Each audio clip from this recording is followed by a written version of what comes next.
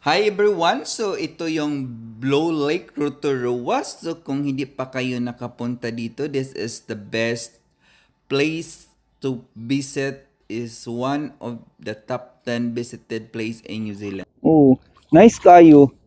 Dili man siya cold? Dili siya. Mm.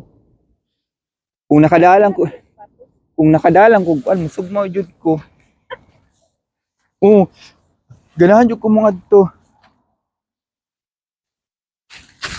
Ay, be, naman ko chinilas nga naman ko nung dili ko hubuon ako.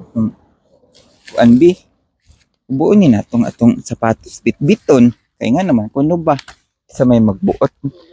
Oh, lublob ta diri. Agoy Ginoo ko. Lies man kaayo. First time ni nako guys sa Blue Lake and Rotorua. So lami gid siya mag-swimming there during summertime. Dili man siya kuan, dili siya bugnaw. Actually, kung nakadalang kog tibak guys, so mag ano na ko diri, magtampisaw na ko dinhi. Galing lang ang akong tibak na bilin man Wala man ako nadala, so inani ko diri magsugmaw-sugmaw. Ay sus. Lolo, mi jud kayo maligo ba? Mubalik jud ko dinhi one day kanang even dili summer inani. Mubalik ko dinhi. Nice kaayo. Wala kalami. Ay, so this is the Blue Lake and Rotorua. Dili man siya bugnaw actually.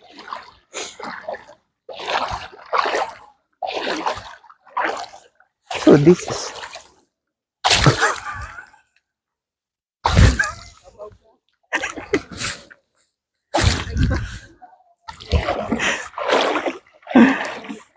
lambi kayo maligo.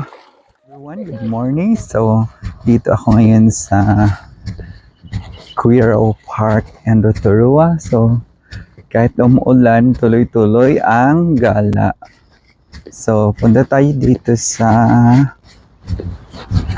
Queero Thermal Hot Spa. Yung foot spa na free lang siya guys. So it's free. So maganda kasi it's free. Tingnan natin kung bukas na ba.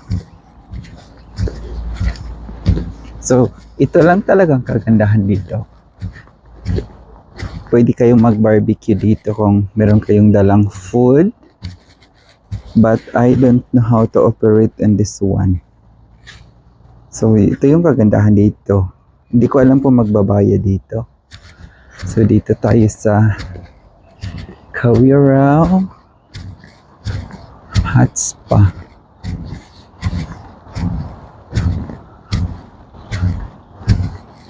So ito na yun siya. Naglilinis pa siya. So nag-ano siya. Nagre-refill ng water. Ano bang sign? Keep out person. Okay. So hindi pa siya bukas. Naglilinis pa siya. Oh, ito na yun. So free lang talaga siya. Kagandahan lang talaga dito. Ito yung mga kagandahan kasi free lang siya. Oh.